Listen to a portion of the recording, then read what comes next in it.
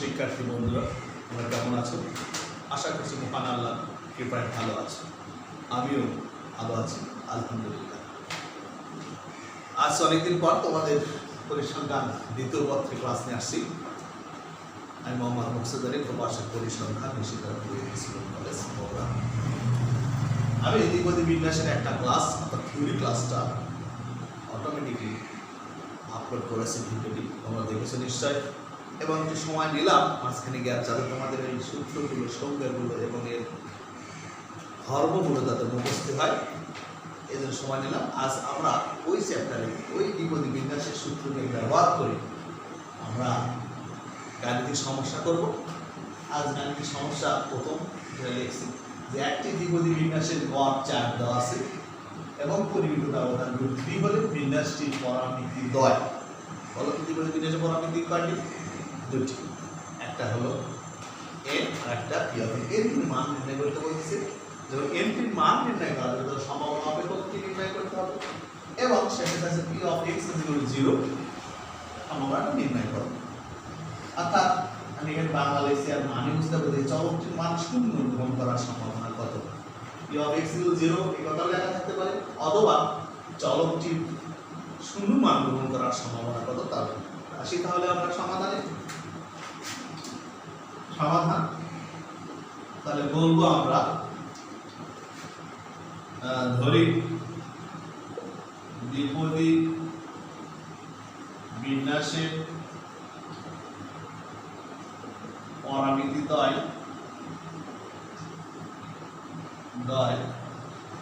n ও p। ধরতে পারো, আমরা এটা চিহ্নটা চিরস্থায়ী করব, সবসময় n আর p ধরতে হয়, না ধরলে ভালো।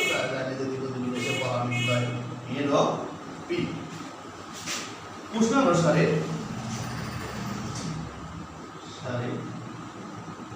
দ্বিপদী বিন্যাসের গড় কত দেওয়া আছে, অথবা দেওয়া আছে বলবো দ্বিপদী বিন্যাসের গড়। বলো তো, আমরা যখন ধর্ম পড়াইছিলাম দ্বিপদী বিন্যাসের গড় কি? গড় হলো n ও p, n p গুণফল কত দেওয়া আছে? 4। এবং দ্বিপদী বিন্যাসের পরিমিত ব্যবধান, আমি গড় কথাটা লিখি, সরি, গড় পরিমিত ব্যবধানটা কি? বলো, মনে আছে ধর্মতে পরিমিত ব্যবধান কি লেখা হয়? n p q সমান √3। আমরা এখান থেকে কি করতে পারি বলো? যদি শুধু n p q লিখি, তাহলে দুই পাশে বর্গমূল করলে √এ যায় n p q সমান হবে আমার 3। প্রশ্ন তো তোমাদের দেখা হয়েছে,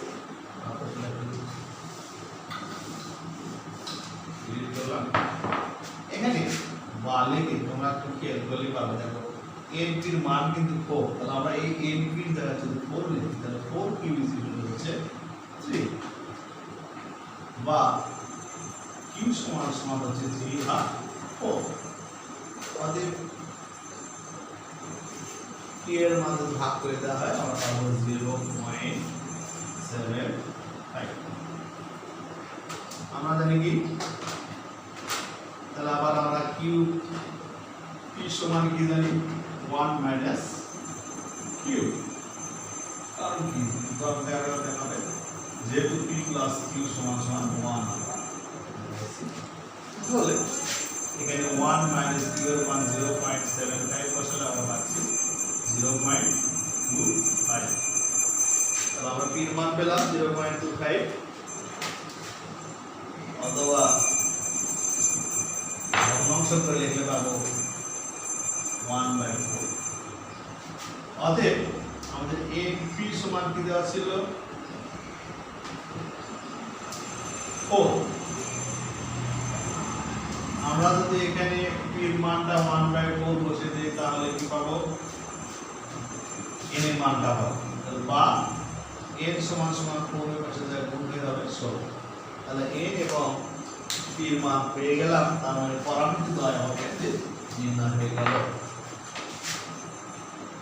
তাহলে তোমরা এখানে অতএব লেখো পরামিতি দ্বয়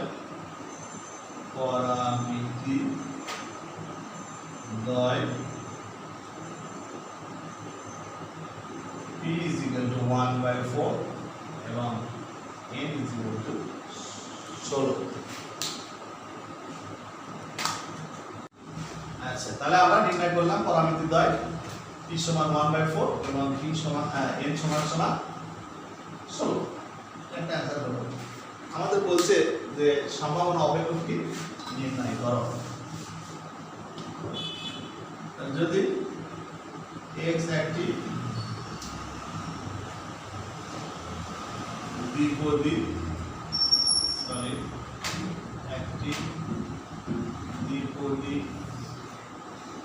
সহগ হয় তবে এর সম্ভাবনা অপেক্ষক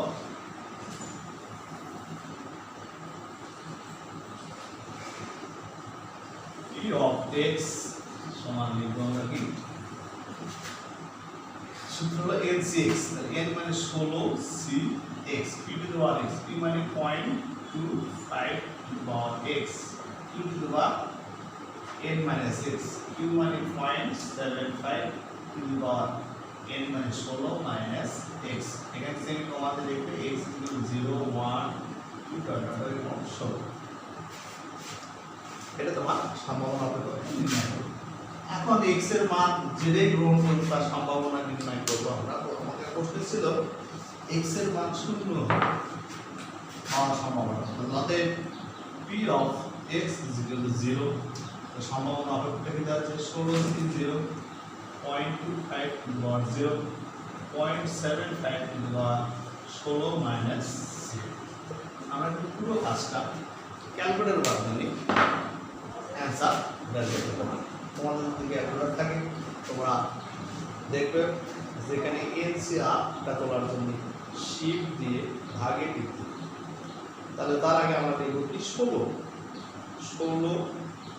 শিফট ভাগ, তাহলে সি উঠলো 0, আমরা গুণ দিব, ব্র্যাকেট দিব, 0.25 লিখব, ব্র্যাকেট ক্লোজ দিব, পাওয়ারের চিহ্ন টিপস দেব, 0 দিব, আবার গুণ দেব, ব্র্যাকেট দিব, 0.75 দিব, ব্র্যাকেট ক্লোজ দেব, পাওয়ার দেব, 16 মাইনাস 0 যেটা হবে সেটাই লিখতে হবে। তো 16 মাইনাস 0 16ই হবে, একটা সমান দেবে, অ্যানসারটা চলে আসবে। আমার অ্যানসার চলে আসবে 0.010022595।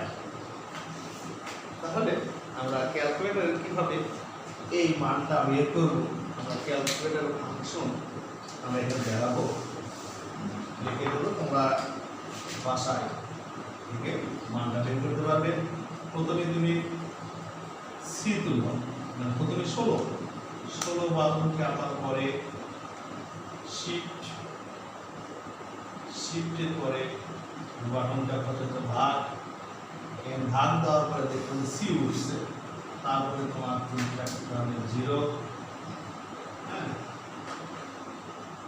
0.25, এখানে একটা এই চিহ্ন হলো পাওয়ার চিহ্ন, তারপর আবার 0 টিপা, আবার ভাগ থেকে 0.75, আবার এই ব্র্যাকেটে 16।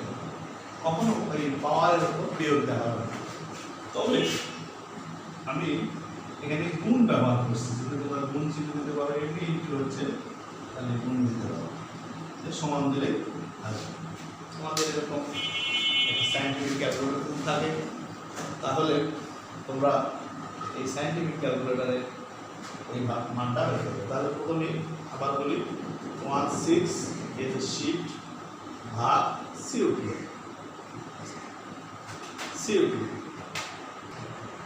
তাহলে আবার বলছি 16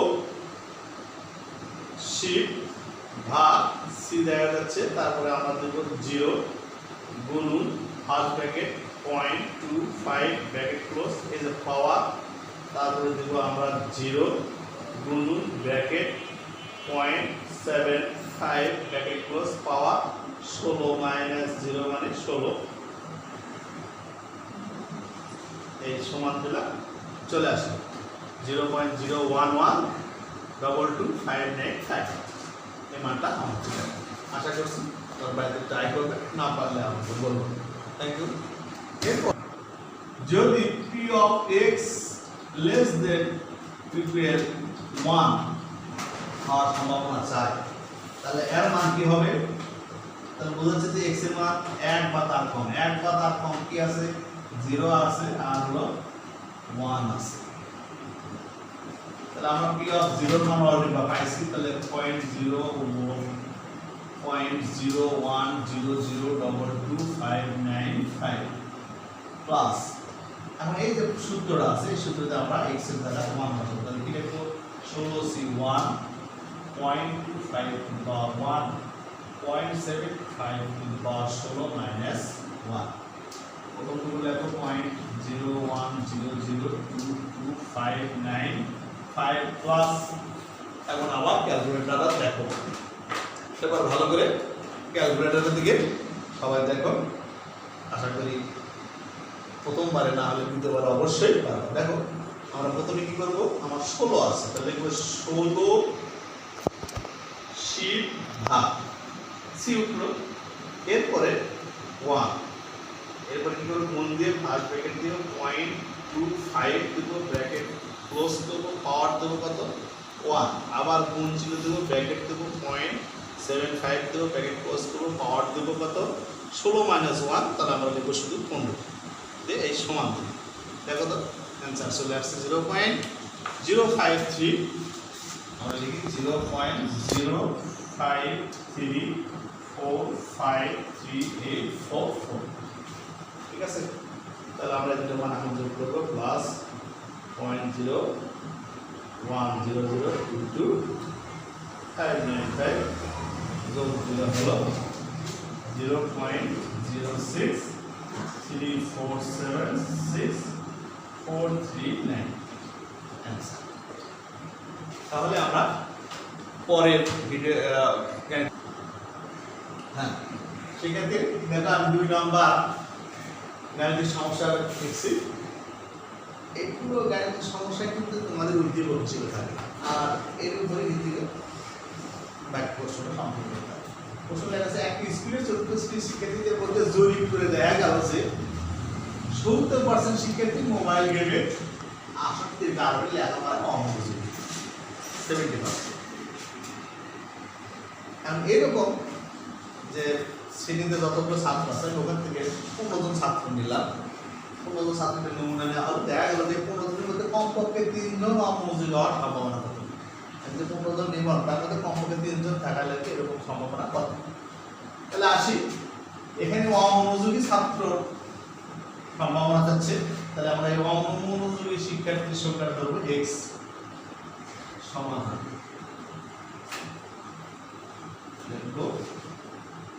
ধরি x সমান সমান অমনোযোগী শিক্ষার্থীর সংখ্যা। তাহলে 15 জনের মধ্যে 15 জনই হতে পারে, 1 জন হতে পারে, 2 জন হতে পারে, 3 জন হতে পারে। তাহলে x এর মান কি? 0 1 2 3 থেকে 15 পর্যন্ত। এখন দেখো শিক্ষার্থী অমনোযোগী হওয়ার সম্ভাবনা কত? অমনোযোগী হওয়ার সম্ভাবনা আমরা p দিয়ে ধরতে পারি 70%, মানে কি সম্ভাবনা কি? মোট যদি 100 হয় তার মধ্যে 70 জন অমনোযোগী, তাহলে ভাগ দিলে হচ্ছে 0.7।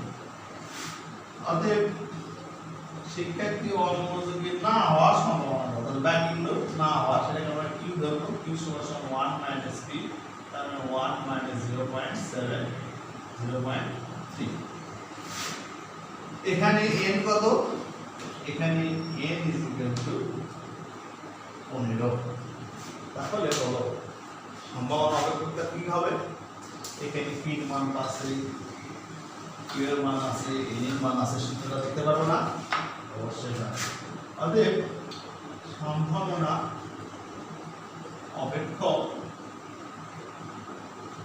p of x সমান লিখব কি 15cx p to the power x p মানে 0.7 to the power x q to the power n minus x q মানে কি 0.3 to the power n মানে 15 minus x আমাদের x ইকুয়াল 0 1 2 আমরা 50 এখন তোমাকে বলছে যে কমপক্ষে অতএব কমপক্ষে তিনজন শিক্ষার্থী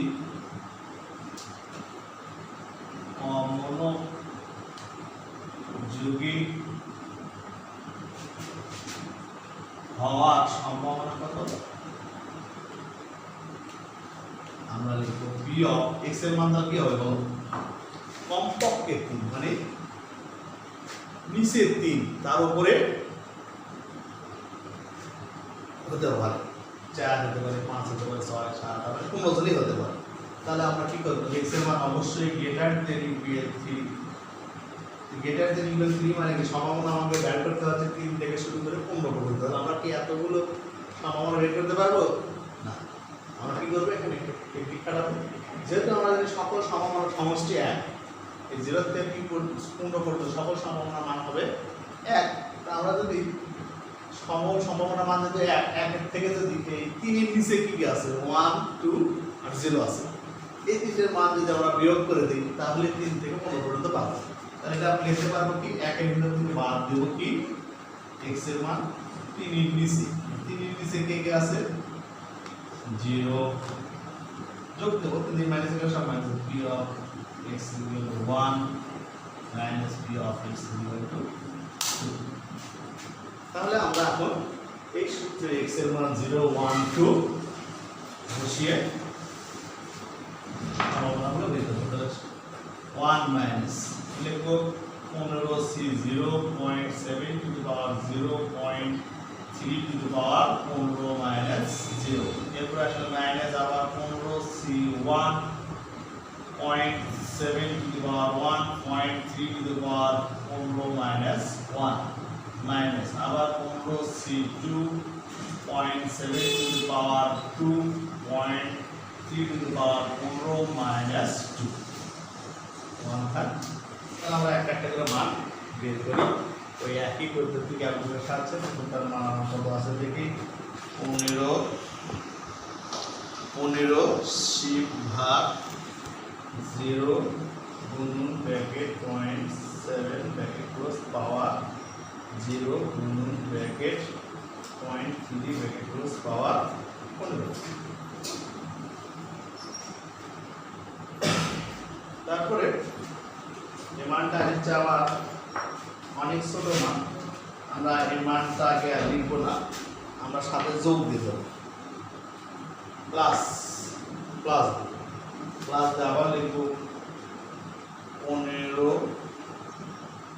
শিট ভাগ 1 গুণন ব্র্যাকেট 0.7 ব্র্যাকেট ক্লোজ পাওয়ার 1 গুণন ব্র্যাকেট 0.3 ব্র্যাকেট ক্লোজ পাওয়ার 15 থেকে এবার একবার দিলে 14 সমান যেটা আসলে তার সাথে আমরা কি করবো আবার প্লাস দেব লাস্টের মানটা বের করবো 15 শিট ভাগ 2 গুণন ব্র্যাকেট 0.7 ব্র্যাকেট ক্লোজ পাওয়ার 2 গুণন ব্র্যাকেট 0.3 ব্র্যাকেট ক্লোজ পাওয়ার 15 থেকে আবার 2 বাদ দিলে কত হবে 13 সমান দিলাম আমার মানটা তাও অনেক ছোট আসলো এই বৈজ্ঞানিক হিসেবে হচ্ছে 719352487 গুণ 10 টু দি পাওয়ার -6 অর্থাৎ এই মানটা দশমিকের আগে বা দশমিকের পরে দশমিকের পরে আরো 6টা শূন্য দেবে অর্থাৎ আরো 5টা শূন্য 0.00000 পরে এইভাবে আমরা কি করব ওটা লিখে দেখাবো শুধু তারপরে এখানে ওই মানটা থেকে শুধু -1 দেব দেওয়ার পরে আমরা সমান দিলে পেয়ে যাব 0.999918128